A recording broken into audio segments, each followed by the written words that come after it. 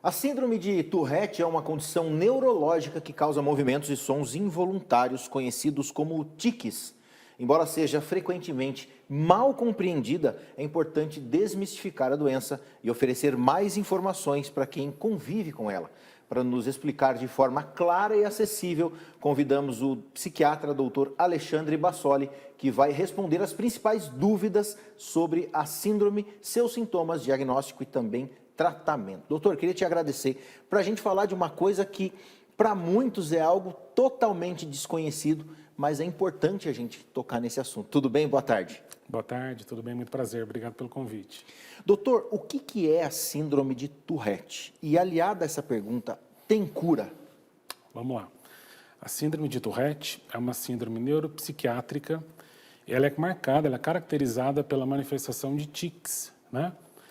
O que são tiques? Eles podem ser tiques motores ou tiques vocálicos, né? Os tiques motores, eles podem ser de maior complexidade ou de menor, podem ser mais simples. Por exemplo, fazendo uma graduação, os tiques eles podem ser piscar de olhos, eles podem ser balançar de ombros, mexer nas orelhas. Esses são tiques motores que eles, ao longo do tempo, eles tendem a uma complexidade maior. E os tiques vocálicos, já é autoexplicativo, são sons emitidos pelo paciente. Pode ser um pigarrear de garganta, pode ser uma tosse, pode ser palavras, assim como nos tiques mecânicos, nos tiques motores, os tiques verbais, eles também têm uma evolução de simples a completo. Então, assim, todo tique é uma síndrome de Tourette? Não, não é assim que funciona.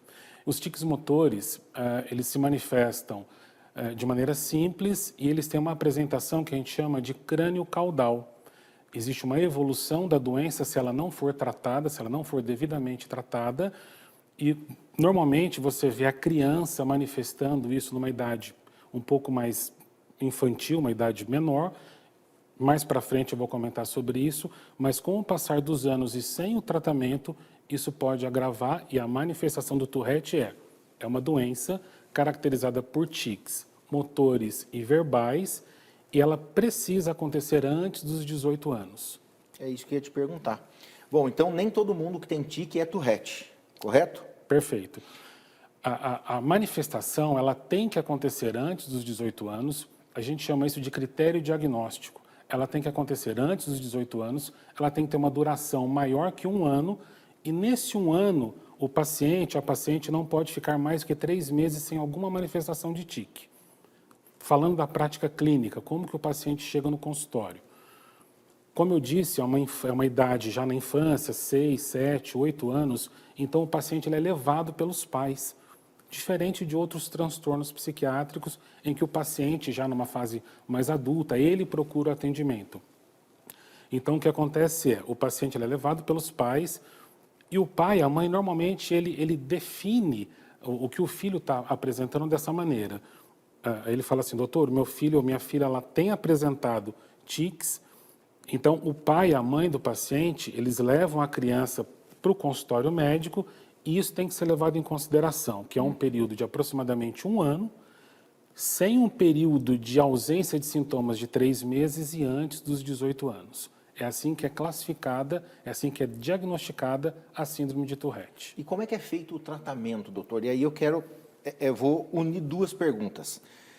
De repente, alguém que não cuidou disso antes dos 18 anos, mas percebeu que ao longo do tempo, até por conta de informação que a gente tem, ele descobriu que ele pode ter a doença, mas ele já é adulto. Como é que é feito isso?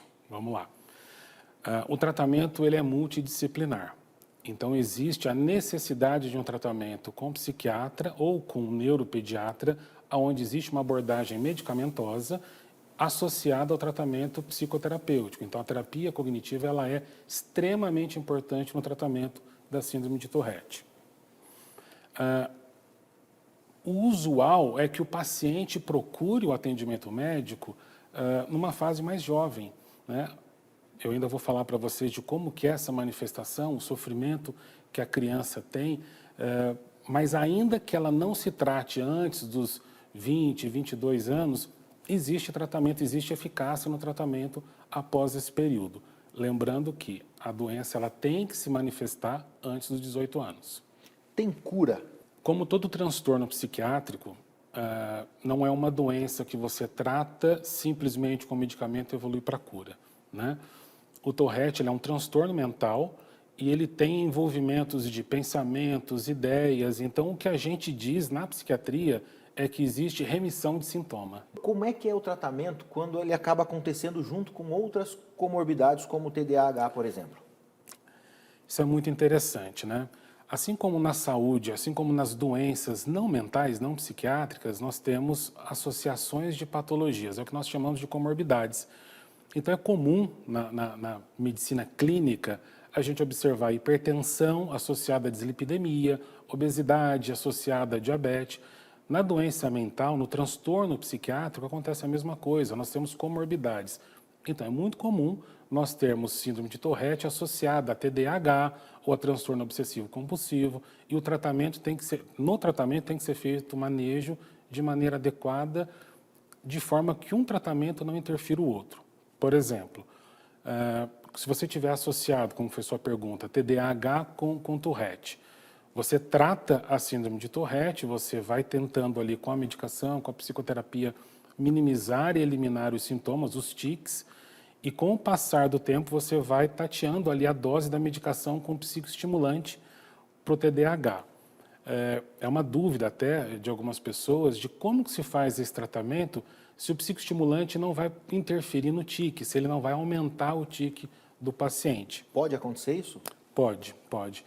Então, assim, na prática clínica, no consultório, o que a gente vê é, trata-se o Tourette e você vai introduzindo a medicação psicoestimulante em doses baixas e vai subindo a medicação de forma que não interfira nos tiques. Ainda assim, se você fizer de maneira bem cuidadosa, você pode ter um medicamento afetando o outro? Pode.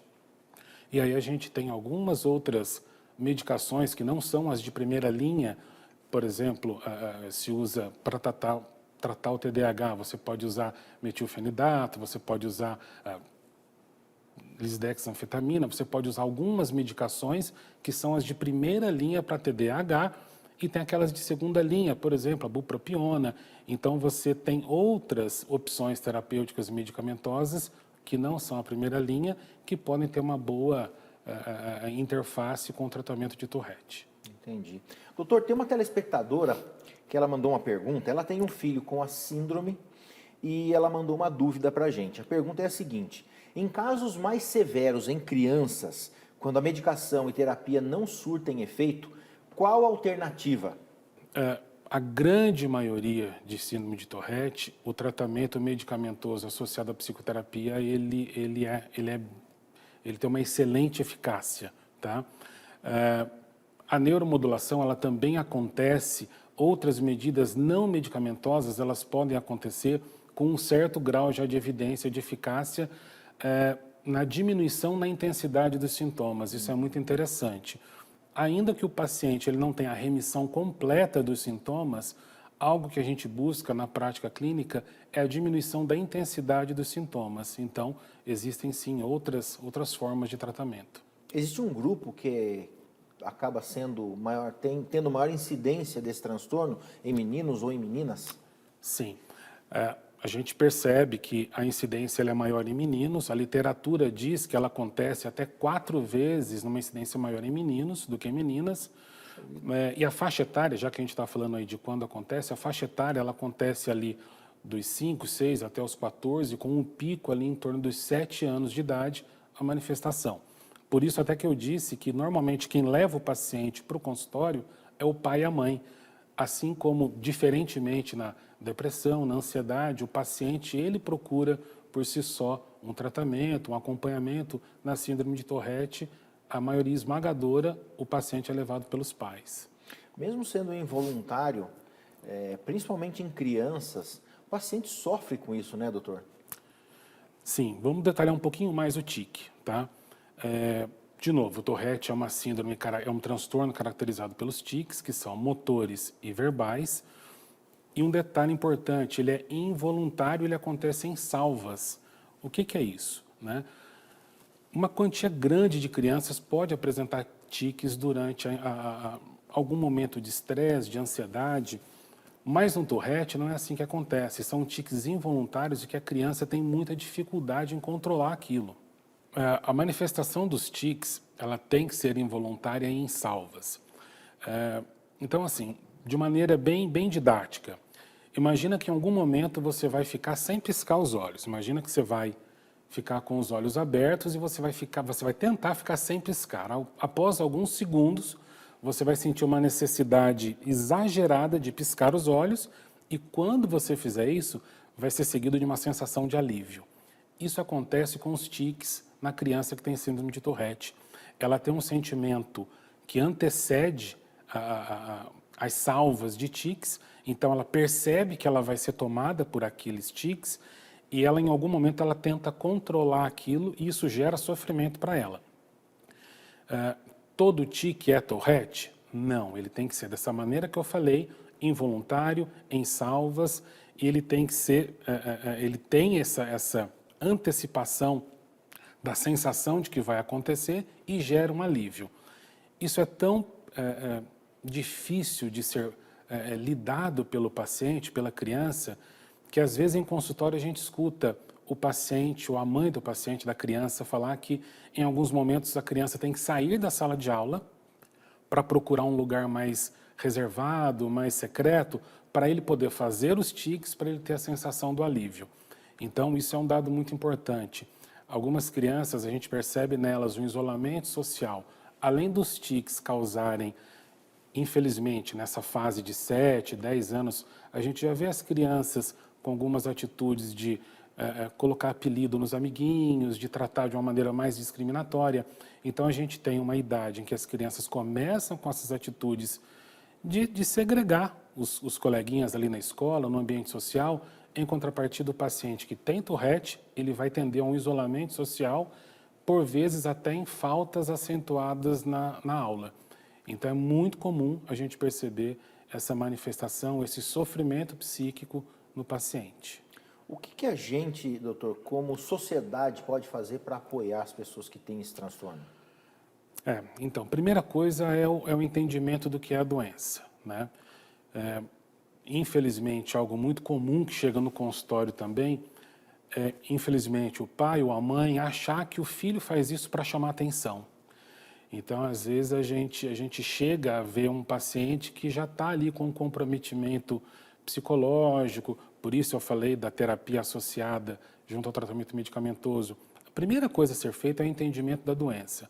Quando a gente vê uma criança, um adolescente com algum tipo de tique, leva para um profissional especializado, leva para um profissional que tem habilidade no diagnóstico, no tratamento, e não só a família, professores, líderes, parentes, as pessoas que convivem no ambiente com crianças, com adolescentes, têm esse olho treinado para entender o que é um tique esporádico, eventual, isolado, e o que é um tique que acontece em salvas, que atrapalha o andamento social da pessoa, da criança. Que coisa. Doutor, para a gente encerrar aqui, esse é um tratamento que ele precisa ser feito com a família toda, né? Não é apenas com o paciente, mas pai, mãe, irmãos também tem que apoiar. Digamos que um pai e uma mãe que suspeita que seu filho tenha a síndrome de Tourette ou que sua filha tenha. Existem alguns sinais característicos que ele pode ficar ligado e falar, opa, peraí, acendeu a luzinha amarela. Ou isso pode se manifestar de formas, das mais diversas formas. Normalmente, o Tourette ele começa por tique motor. Então, a gente vê a criança começando mexendo na ponta do nariz, mexendo na orelha, depois ela começa a movimentar o ombro. Existem esses tiques motores que eles acontecem da cabeça, no sentido crânio-caudal, e ele pode ser seguido pelos tiques vocais, que são pigarrear, tossir, falar palavras. Casos mais graves podem ter manifestações mais complexas. Então, assim, perceba que a incidência do Tourette no mundo é em torno de 1% da população.